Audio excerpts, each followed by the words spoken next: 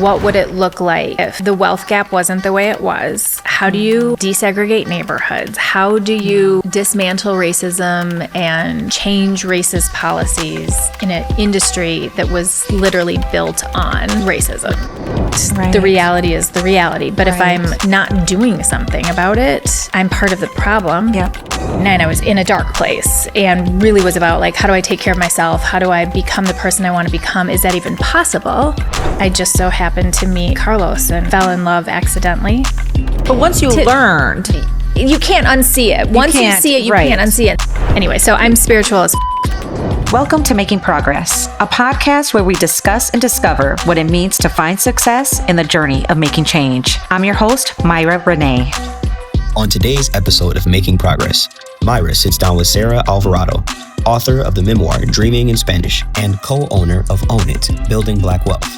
Sara shares her unexpected journey of how she accidentally fell in love while in Mexico and how she's now dismantling racism in real estate by helping Black and brown families buy their first homes. She talks about trusting your spiritual path, doing racial justice work right where you're at, and why facing systemic inequality forces you to act. Let's dive in. Welcome, Sara. Thank you. Happy to have you. I'm so happy to be here. So in your memoir, Dreaming in Spanish, I feel like this tells us so much about who you are, why maybe even you do the work you do, but it's a love story also. Can you share with us a little bit about like your story and, you know, Carlos, I have met him. He's a lovely man. But tell us a little bit about what that was like and why were you dreaming in Spanish? Right. Okay. So I've always wanted to be a writer and didn't really realize that if you write a lot, you are a writer, right? Like the definition of being a writer. So writing a book and completing that as a dream, actually, I've had since my early 20s. And then it was a matter of like, well, what is the book I want to write? Because I had 500 ideas in my head. And at the time, I've started and stopped many books. And it was this one that decided to come through first was really based on me not wanting the story to die with me. Having times in my life where, you know, you think about your mortality and if I'm on my deathbed, what's my bucket list? And then also after the Me Too movement, this concept of stigma around sexual violence and our traumas and being defined by our traumas and making it secretive because that's how the world sees it, yet we need to change that. And so I felt like to be part of that change, I was speaking up about my own experiences on Facebook, and I couldn't tell the story of how I fell in love with Carlos without telling some of the past that would be scary to tell, except that I'd done a lot of work and it was no longer scary, which is part of the process. Yes. So when I went down to Mexico in 1999, I was in a dark place and really was about like, how do I take care of myself? How do I become the person I want to become? Is that even possible? How do I heal? And I just so happened to meet Carlos and fell in love accidentally. So why Mexico though? I had gotten my undergrad degree in Spanish. Okay. So I could read, I could write, I could understand Spanish really well. And I spoke Spanish like I learned it in Minnesota. So I was Being like, from Minnesota, that's really funny, actually. So I was like, I felt like to really be able to be fluent in Spanish and to get to the point where you're dreaming in Spanish is a level of fluency that I wanted. Yes. And so I was like, I didn't know much about Mexico, and honestly, it was still in the same time zone as my mom, and I could watch the sunset into the ocean, and I felt like being on the beach is exactly where I needed to go to heal. It's the best place to heal, isn't it? I mean, I'm a Pisces, and the ocean is my place. Yeah. So that's how I picked Puerto Vallarta. Didn't know anything about it, and didn't even have a place to live when I got there. or a job, but I was on a trusting journey too. Like, I was on a spiritual path, and I'm a risk taker, and I'm an adventurer. So I was like, let's do it. It was like December of 1999. So everyone was freaking out about Y2K. I remember that. And I was like, what can happen on a beach? Right. So that's how I ended up in Puerto Vallarta. Wow. And then you fell in love accidentally. Yeah. Cause I mean, I thought Carlos, well, I actually kind of thought he was gay. So I was like, he's safe. And very quickly realized that he wasn't, and that we were meant to be together. And we fought it. Like, he was running a restaurant. Being in a relationship was not where he wanted to be. Like, he didn't have time to focus on it. I was focusing on myself and trying to quit drinking and doing the harmful things I had been involved in. So we both were like pushing away from this concept of like being together. But it was clear. I mean, like, it was very clear. Yeah. And then I got pregnant. Okay. Yeah. So that kind of shifted the game a little. So it's very clear. We're doing this. We're making a family here. Yeah. And it was interesting because I'm very pro-abortion, and at any other point, I would have not thought twice about it. Yeah. But with him, it was just like, and I think it was part of the spiritual path I was on, where it was like, okay, God, you know better than me. I would have never chosen this, but I came down here knowing I needed to do something different with my life. And if this is what you've got for me, I'll just show up for it. Wow. Like, that's like the surrender level, you know? Yeah. Yeah. So fast forward, you and your husband are here in Madison. You gave birth to the son that you're Alex. Yes. Yeah. And then you had another. Yeah. So son. we moved to Madison when Alex was 18 months old. And I just wanted to be closer to my family and my mom. And I got into real estate right away because I couldn't find a job, and I could get my real estate license. And my dad was in real estate when I was growing up, so I had an understanding and some sort of base. But it was definitely my backup plan, and it was not something like I dreamed of doing. And I did really well. And then Carlos joined me in 2006 into the business.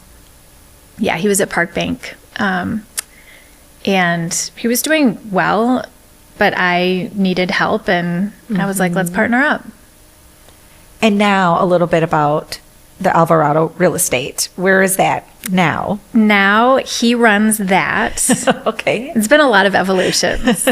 Like, I brought him in, and then I kind of stepped out. So he runs the business, and I am working mostly with Own It, Building Black Wealth, and writing. And I feel like our real estate business, we wanted it to support our family vision versus working the business to work the business, right? So how can we make it work for us? Yeah. If family's first. Yep. And that meant, where's our office located? How close is it to the daycare and this kid's school? Yeah. How close is it to our house? Who are the people we work with? Are they family friendly? Can a kid be crying in the back of the car and I'm talking to a client, and that's just how it is because this is my life? Right. So we really, and how do we make it so it's manageable? Like, we didn't want it to grow really big. We wanted to stay small. So those were the things, like, from a business owner perspective, that we talked about a lot in terms of how do we structure the life we want to live, and how do the different pieces fit into it. So it was pretty intentional. It sounds very intentional. Yeah. And I think that's really hard being an entrepreneur myself, I don't know if I, to be honest, thought all of that through. Well, also when there's growth, right? How do you say no to growth? Yeah. Right? I think that goes along with the book, like choosing to write that book. It actually didn't fit with the business trajectory and like who I was seen as in the community. It would have made much more sense to write a business book. Right. And I had to just trust my gut and be like, this is what's coming through. It doesn't necessarily fit the business model. Right. And I'm just going to do it anyway. So I think part of it is just trusting that if what we're doing aligns with our values, and then reassessing and being able to say, this isn't working anymore. How do we switch it? What do we do differently? And not looking at the bottom line as the determining factor of what works and what doesn't work. Because I could make a lot of money.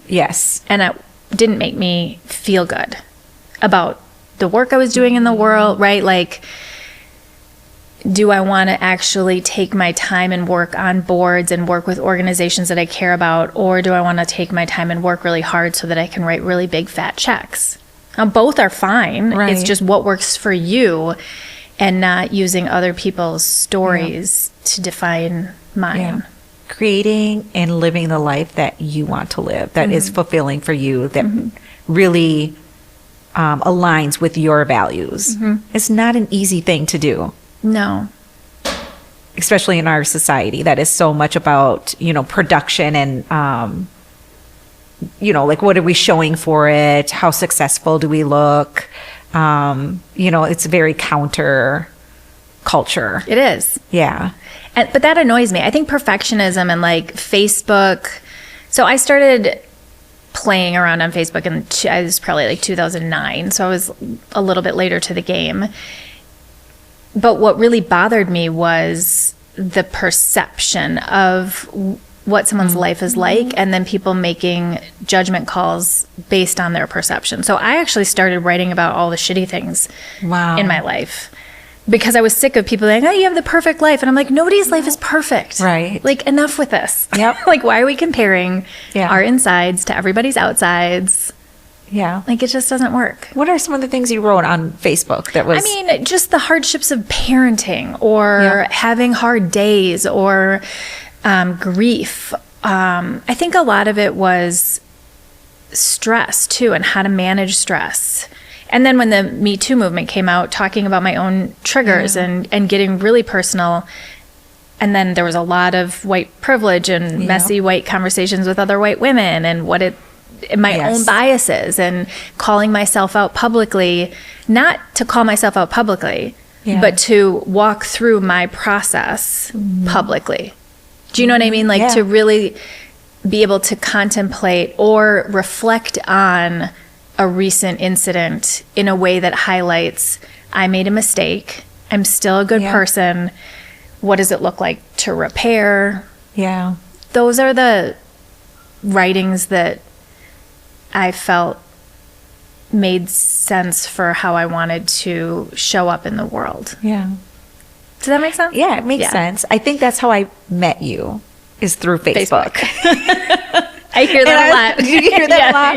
And I was like, okay, this lady here, she is really, talking and speaking some truth about, racial equity. That's my first impression. I think when I think about you, my first interactions, I don't even think it was like a post I necessarily was commenting on, but I saw you talking about racial equity. And I was like, oh, she's really smart. Like, smart in a way of like, not just the book smart, but she's like embodying racial equity, like within herself, and is really showing up. It felt very authentic. I feel like it's more talking about my own experiences and being self-aware instead of academically knowledgeable about, because actually I don't know history very well. Like, all of this has been a learning experience. I would not call myself academically smart, but I've read a lot on my own because it's of interest, and therefore, but I also love to write. So, and words matter. Yes, they do. So like knowing how to edit your own words to not be sarcastic, or, and how do you respond to, and this was kind of, I feel like this doesn't happen as much anymore. Tell me if you think I'm wrong, but the discussions that we got into in social media, you would like really get into a lot of back and forth Oh, yes. And I don't Yes. engage in that as much I don't anymore. either. But I I have been learned so sucked into much. that too. But I learned a lot. Yes. And it was also like what somebody says and then how I react to it. Yes. Is not actually maybe even what they're talking about. And I might be reacting to something that's my own stuff. Yep. And so being able to read what they actually wrote and so that kind of art of reading, listening, reacting, taking a beat, being able to come back, and I feel like that's a skill. And if you do it a lot, absolutely. then you get really good at it. Yeah. Yeah. So you have the Own It program that is kind of like an extension of the real estate company, or No. totally separate? Totally separate. Tell us, tell me a little bit about that. So where to start on that? It's a vision. And the vision is, what would it look like if the wealth gap wasn't the way it was? How do you desegregate neighborhoods? How do you dismantle racism and change racist policies in an industry that was literally built on racism? Right. A lot of the policies and practices were explicitly to exclude people of color from real estate and gaining wealth. Yeah. And so if that's how so many things were put into place, you can't just say, oh, now we're not going to do that when it's part of the system. So it started, I'll do the short story. The short story is 2014 was when the Race to Equity Report came out. And that's when I was the white woman who was like, what? Madison? You know? And I'm raising multicultural, I guess we can call our family multicultural, kids, bilingual.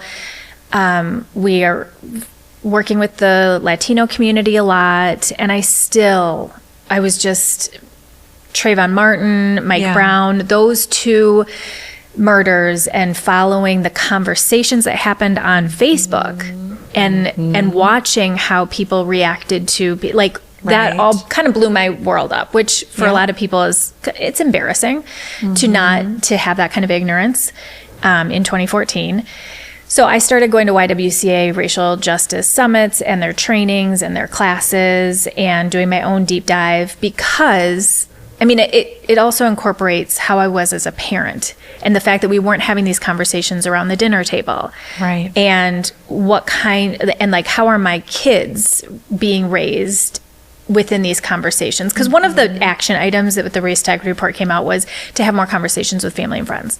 And I was like, how? Like, I didn't grow up with that, right? Like, we didn't talk about any of this growing up, so how am I supposed to all of a sudden talk about it if I have no capacity for it? Do you think it's a Midwest thing too, of like... I think it's an 80s thing. 80s. Like, we don't... I remember my mom always saying, not necessarily about race, but she was always like, you know, when you go out to dinner, you know, you don't talk about politics, you don't talk about money. Like, there's just like, you're supposed to just be pleasant, you know, when you go out. What is it? No talking about politics... Sex, money, religion, yes, right. There's religion, and for sure not race. Well, if you right. I mean, well, for me, a little different, but because you did talk about race. Because I did talk about race growing up. Yeah. Okay. I feel like I had to talk about race. Right. Yeah. But if you're in an all-white family, you're not I'm sure that would probably be a part of that list. Yes. Yeah. Yes. And othering, like we talk about others in terms of their culture and appreciating their culture. There was no conversations about what is our culture? What does it mean to be white? Right. At all. You think it's... I think a lot of times too with white culture is they think it's not a culture. They think it's just is. It's just what they think is this is normal. Right. Everything outside of what is white that's ethnic or that's culture, that's, you know, unique or diverse. And to explain that white people have a culture, you know. Yeah. It's like for like a lot the of white system people, of whiteness. it's mind blowing, Right. Because they don't look at it as, or they're so disconnected from their actual heritage, like Irish, absolutely. German, like what? Yeah. Because whiteness is a construct. Yep, it is. So that lack of conversations. So I don't know if it's, when I said 80s, for me, growing up in the 80s, it was mostly because my parents were hippies. And so they were all about love, right? Like you can marry anyone you want and race and religion doesn't matter. But I didn't know what it meant to have white privilege. I didn't understand. I didn't know racial profiling existed. Like those were the conversations. Right. The colorblind, which was the safe place, but also it felt like the progressive place from my parents' perspective because they didn't know the harm that colorblindness causes. Yeah. Which is also relevant to the fact, like being able to see my parents doing the best they could and then seeing where if it would have been different, I wouldn't be causing as much harm. That led me to realize I'm doing the best I can. And guaranteed in 20 years, my kids are going to be like, you kind of messed that one up, Mom. Yeah. But not out of intent. Right. So then it's a matter of doing the best we can, knowing we're going to make a mistake and being able to adjust as we go. Mm-hmm. Whereas I think a lot of people don't ever want to make a mistake, and that's their goal. So that's why there's a lack of conversations around race within the white community. Yeah. Because what if I say the wrong thing, then I'm a bad person. Whereas my mom really clearly raised me as knowing I was a good person and trusting that if I made a mistake, I could rebound. Yeah, I love that. That's huge. It's so huge. It's growth. Yeah. That's how you move forward. Right. Yeah. And perfectionism is part of white supremacy culture. So, amen.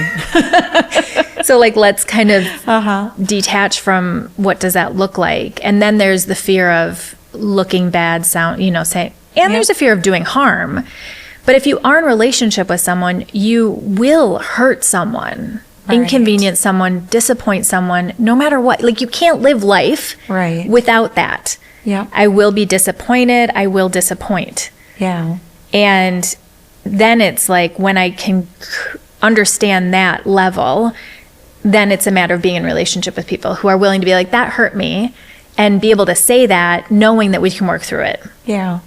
Which I do think is a Midwest thing. I think people really want to avoid all of that because, oh my God, God forbid that I would hurt you. Yes. Well, if we're close enough, that might just happen. Yeah. Totally by accident. Yeah. It's a relationship. Yeah. Yeah. You know best because you're in that world. So you started going to the trainings. Oh, sorry. That's So you started going to the Y. I started going to the Y, right. And then I helped create Step Up Equity Matters in the Workplace. And that was around, workplace equity bias trainings. And so this was 2014 to 2018. So I'm doing a lot of work in the community. I'm having conversations with other white women, really encouraging that. And we hired someone to work part-time in the office at the Alvarado Group. But I met her through the racial justice world because now my worlds were kind of colliding, but they were still very separate. And after about 6 months, she said, Sarah, can I talk to you? And I was like, of course. She was like, I see what you're doing in the community. It's really great, but I don't see the work in the company. And I was like, okay, I don't know how to desegregate neighborhoods. Like the system makes it be such a big problem that I was like, we're doing the best we can. I don't know what else to do. And she was like, would you be willing to do some deeper learning? And so 2018, there weren't, The Color of Law was a really important book, and I think that had just come out. So she introduced me to podcasts, articles that were not accessible in the real estate community because the real estate community at that point still hadn't apologized for a lot of harm caused. For example, they lobbied against the Fair Housing Act of 1968, and they didn't apologize until after George Floyd was murdered in 2020. Yeah. So I couldn't get the information I needed about our industry from the industry. So it took this woman, Sarah, to really open my eyes. And one of the first things Carlos and I started talking about is, well, what would it look like if we were to contribute the revenue, because we're making money in a really problematic industry. So if we contribute systematically based on our revenue to an organization that is supporting Black and brown homeownership, let's just start there. Yep. And is it possible to have a real estate brokerage with a racial justice framework or foundation? Because I don't even know if that, like, is it so problematic, and does it perpetuate in such a way that we can't? I didn't want to assume we could. Because at that point I was pretty jaded by real estate. I just saw a lot of things that I was like, this is messed up. Yeah. And then we couldn't find an organization that was very, that was the mission. And mostly it's because the Fair Housing Act, when they passed that law, then it made it illegal to fund and support funding and real estate transactions based on race. Yeah. Because then you're discriminating against white people, apparently. So it makes it very tricky then. Right. So you can explicitly deny until 1968, but now you can't explicitly support after. It just doesn't make any sense. And so people wonder why the racial wealth gap is the way it is and why it's increasing and not decreasing. Hello, once you understand how real estate works and how wealth accumulates through real estate, it makes perfect sense why we have to be really clear about intentional about redistributing wealth into Black and brown communities specifically for real estate. Right. So we decided to look at down payment assistance programs, and those had there's a lot of red tape around that, because again, they can't unapologetically say this is for Black and brown folks. So it's like first time home buyers, first generation, and a lot of white people take advantage of them. So we had two trickster moves that were important to us. One was, how do you eliminate all of the restrictions that make it hard? Can I get into the weeds for a second? Yes, absolutely. Okay. So when you have a couple of offers on the table, well, I'm going to back up. If you want to get down payment assistance, you have to find a program for it, and then you have to qualify for it. And a lot of times the qualifications are low income. So if you're making too much money, you don't qualify.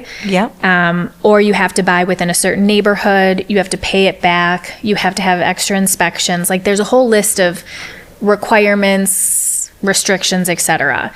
But let's say you actually qualify and they're like, yes, go get this. You can have this money if it all works out. So you go and you write an offer on a house, but you have these contingencies as part of the offer to purchase. Now, if I'm someone who can go to my parents and say, hey, can I have $30,000 to help me with my down payment? I'll pay you back, or I won't pay you back, or whatever. All they do is write a letter to the bank, and the bank is like, oh, your family's giving you some money, great. And I write an offer, nobody knows where that money's coming from. It's not an extra contingency. So I have a typical financing contingency, which is maybe 20% down or whatever. And you've got 3 offers on the table, and you've got one with this down payment assistance from the government. Right. And now a realtor is presenting the offers to the sellers. This is this offer. This is a great offer. This is an okay offer. This one is a pretty risky offer. Yep. So where we had risky neighborhoods from redlining, we now have risky offers based on where money comes from.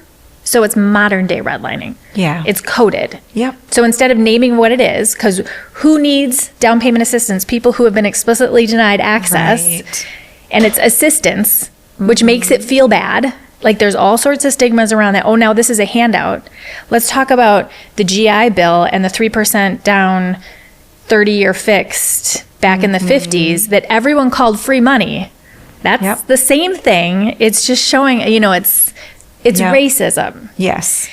So we were like, let's remove the restrictions and let's make it clear that it's for people of color. So by doing that, it's not government funded, so it is a private fund. It's wonderful. And then we partner with organizations where the majority of people are people of color, so that we can make it available to all. Right. But we're unapologetic and clear about it. So One City Schools was our pilot program. 85% of their families and staff are people of color. And then we expanded to Anissa's therapy staff. Yay. And Centro staff. Yeah. So as we look for more organizations, we can be really intentional. And then when they go through the education program and apply for the grant, they get a letter where the money is earmarked for a whole year. So when they write the offer, it's similar to family money. Like we're trying to match the way family gifting happens, which is why the wealth gap continues to grow, because families are encouraged to pass money to their kids, even if their kids don't need it. Yeah. It's actually really hard to move money outside of families. And how many people have you gotten into homes, their first homes? 18 families. Yeah, it's really exciting. It's so phenomenal. Yeah. Especially in our housing market right now. Let's just say that too. Yes. Yep. And people say like, oh, it's too hard right now. I mean, when else would you want us to like wait? Like we might as well start and do the best we can now. Absolutely. And it's only getting harder, right? To get into a home. I mean, there's not enough homes. I think we're experiencing that here in Madison, but I think what I'm hearing on the news, it's all over the United States. Yeah. And housing is just more and more expensive. Yeah. To get into a house, the interest rates are going up. And so it's going to make that gap even wider, right? And even harder to get into your first home. Right. Yeah. So we're acting as family money as best we can. Yes. Like what would it look like if the community was the family that Black and brown communities have been denied? I love that. Yeah. I use you as an example a lot. I don't know if you know that out in the community. Sometimes I use you as an example of doing what you know is right where you're at. Because I think so many times we look at racism, right? And all of the different systems that racism is involved, is baked in all our systems, right? Right. And I think people always are like, I can't do anything. It's this big issue. But to just think about like, well, where are you at right now? Where do you see that inequity, right? And what can you do? What is that pebble, right, that you can like toss out? And then what are those ripple effects? Yeah. You know, and if everyone is putting their pebbles in, you know, it creates more change.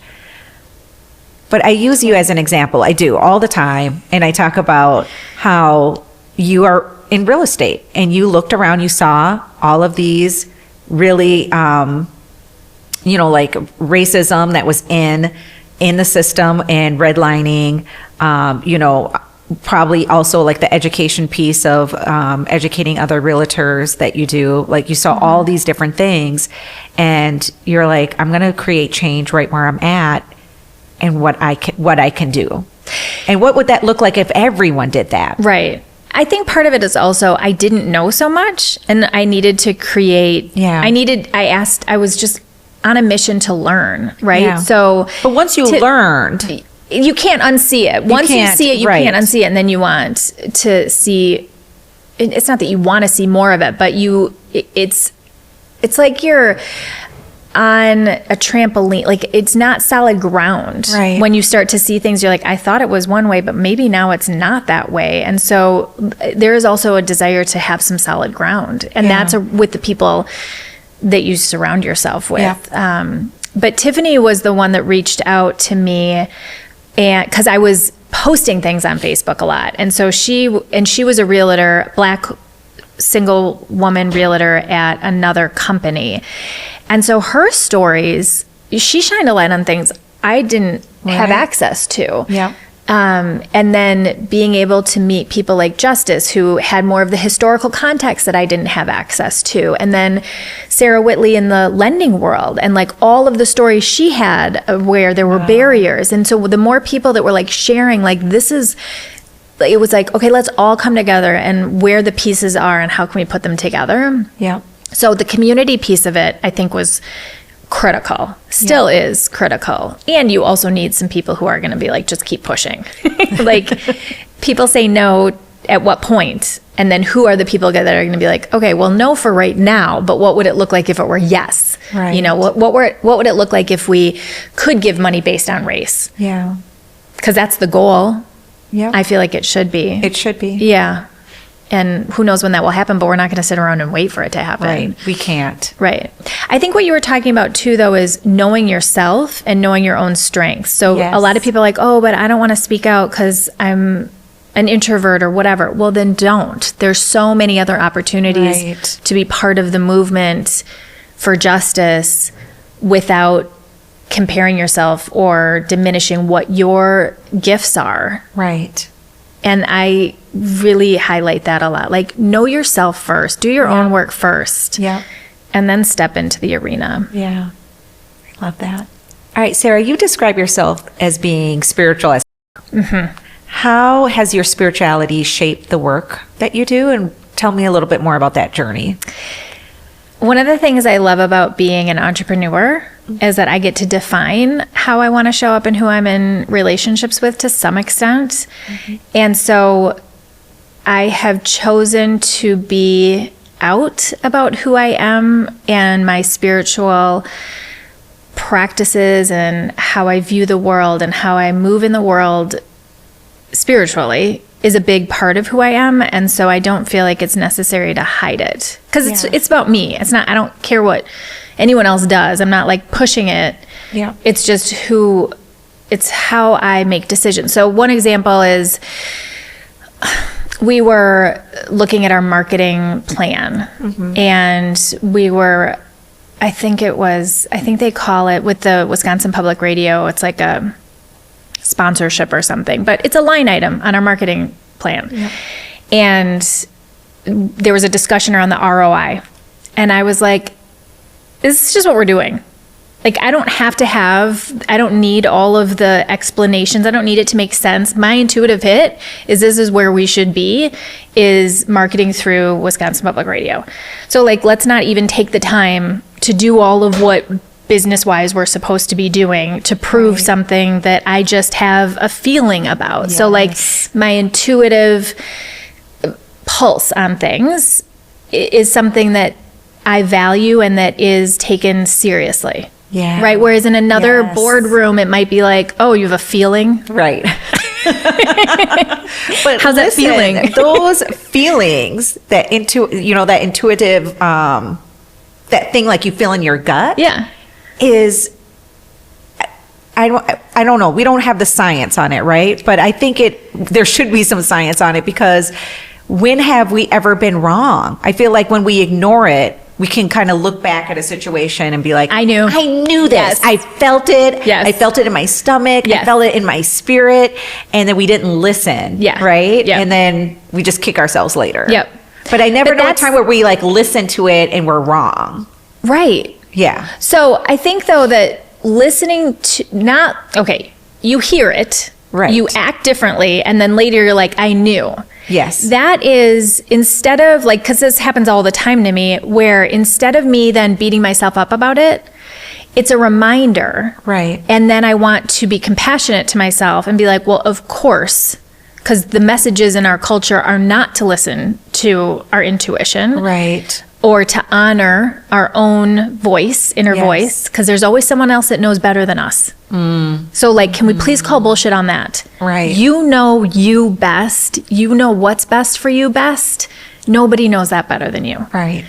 And teaching that to trust ourselves is not, we teach our kids to trust us over them all the time, right? Like, I know what's best for you. Well, do I? Like, what if we were to be in conversation with our kids?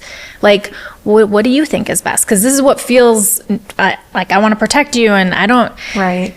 My mom letting me go to Mexico 2 weeks after I was raped, and I was in a real bad place, and I was leaving the country on my own with no return ticket. She had to be trusting my journey, like beyond. Because as a mom, wouldn't you be like, no, you're staying here and I'm taking care of you. I'm coming with you. Yes. I need to see where you're going to be at. Right. But like, I think of that all the time. I'm like, she trusted my journey and my own path, and more than I even did. And how can I do that for myself? So the evidence, like I call it an evidence list. So I do have evidence lists where I didn't listen, but it's also important to keep the evidence list of when I did listen. Yeah. Because that's the practice. Yeah. It's like, Wow. it's honestly, it's kind of like when white people are like, well, I'm not racist. And it's like, well, you're living in a racist society. Right. The media is, like, all of the systems are. So if there's not, like, if we can't see it and we're so defensive about it, we're not really being honest with ourselves. Yeah. It's the same thing of like, yeah. Wow. Yeah. Anyway, so I'm spiritual as for sure. You are. Yeah. And I love that. And I love that that's what leads, right? I don't know if it leads. Do you think it leads? I think, like, you know me. It does. I think it does. Okay. I mean, that's kind of where you build like your values and, you know, it all kind of aligns together, right? Yeah. It just feels like such a strong part of who I am. And I want more of it. I feel like it's a special place to live, you know, when you have faith, you know, then you're not alone. Yes. And there's a hope that things are going to be okay and things are working out for me and not against me. Yeah. And there's a desire for living in gratitude. Yes. And not feeling like a victim. And like, there's so many benefits, I feel like, to having. So many.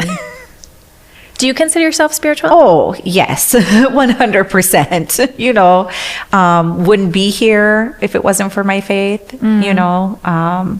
It's what keeps me going. It's what I can lean on, you know, when, you know, you feel like no one else understands or you need direction. You know, I have to lean on my faith and my faith in God. And it gives me hope, encouragement, like all of those things. And are you comfortable talking about God openly? I am. I am. You know, I'm like respectful of like where other people may be at in their life or, you know, whether they consider themselves spiritual or not. But I love talking about my faith and I love talking about my trust in God and all of that. But also like very aware that like other people may not feel that way, right? Reading the room. Yeah. Right. Yeah. You're really good at that. Thank you. I feel like I have to be, like, especially as a, you know, a therapist, you really get trained of understanding and differentiating, you know, yourself from others. Right. And knowing like, this is what I value, this is what I think, but it doesn't always have to like, it's in the room. It's always in the room, but I know that it's not about me all the time, right? And I can be respectful and lean in and want to understand others, people's perspectives on things. So I get that, I think, from my training as a therapist. Oh, it's so critical. I wish everyone had access to therapy. Me too. You're working on it, though. Yes, working on it. Making progress. Absolutely. Yes. Yeah. The other thing you talk about is ADHD being a superpower. I kind of called myself ADHD without really knowing. And so I did go and get diagnosed last year. And I thought I was doing it just so that I wasn't diminishing, you know, like I don't like it when people just throw out diagnoses, right? So for me, it was important to dive into it. But the learning I got from that process and talking to doctors and reading more information about it did really help me in a way that I wasn't expecting. I didn't realize how hard I was on myself about things that really I didn't need to be. I'm still working through some of that, but the part where we use it as an excuse, right? Like writing a book. For me, when I was in the process of writing the book, I was like, I should just write blog posts because this is too hard. Like to finish a project, right? Like there's always like 80 million different things, and to finish something like that took so long. I also just wanted to be able to encourage people who have ADHD that you can write and finish a book. And that when I am in situations when I'm working on a team with Own It and I'm like, I can't handle this spreadsheet. Like I'm out. Or this meeting, like we just hit 45 minutes and I'm tapped. Like, but to not have that be, this is a negative part of me, but it's just the reality, because how ADHD shows up in me and for my life has been really positive. Yes. In what ways? I have a lot of energy and I'm always up to something. Yep. I can bounce around. I can multitask. What are the other superpowers? And then I can dive deep. You know, like when I was really like, I don't understand how down payment assistance programs work. I don't understand how they've been perpetuating racism. Like, I don't understand. And I needed to really get deep into like the banking policies where they literally have a line item that's like, family money is okay. Yeah. Okay, well, where does family money come from then? If you understand the history, like, then what are you saying? But to understand where and how there have been these, the ADHD helps you like double down and focus. Yep. And almost get obsessed. Yes. Yeah. Yeah. Well, how would you describe or define making progress? So what making progress looks like for me is being true to myself and showing up who I am every day. Because I feel like if I'm being true to my values and to what moves me, that is progress. It's as soon as I am doing something because I should or obligations where I'm falling into what culture wants of me or what society wants of me and like who is like and that is going backwards or that fits into actually what is problematic in systems of oppression. So I would say it's just continuing to show up and knowing that I'm going to make mistakes. It's not about, I mean, obviously, wouldn't it be nice if we could take we'll just say the homeownership rates of Black and brown families and increase that dramatically to what white people, like that would be progress. Right. And at the same time, I'm not ignorant to think that anything is going to change that dramatically in my lifetime. I mean, it's just, the reality is the reality. But if I'm not doing something about it, I'm part of the problem, and that would not be progress. Yeah. So not being part of the problem. Yeah. Yeah. And or being part of the solution. Yes. And that being part of the solution isn't necessarily external action all the time. I feel like I spend a lot of time in my therapist's office and in different with racial justice coaches, like actually examining my internal stuff and how I was raised and how what my belief systems were and being okay unpacking all of that. Yeah. And that was progress, even though I might not have looked like I was doing anything out in the world. But I feel like our world is so about like, well, what's on your resume? Exactly. Versus how are you showing up, you know, when you're in line at the grocery store. Yeah. How you feel about yourself too, right? Yes. And how you connect with yourself, with others, with God, with, you know, nature, like all those things too. That's not like something you put on a resume, right? It's not something that can be measured in those. I mean, maybe internally in some ways it can be, but not on paper or Like, how do you talk to yourself? Yeah. When you made a mistake? Yeah. How nice are you to yourself? Yeah.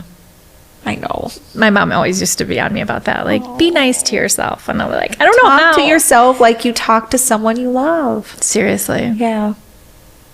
I like that. How can people stay connected to your work? How can they get your book? How can they connect to Own It? All of the things. I really love my book. I'm going to touch it again. I mean, it's such a weird thing to be so proud of something still. I mean, this was published in 2023. Yeah. That wasn't that long ago.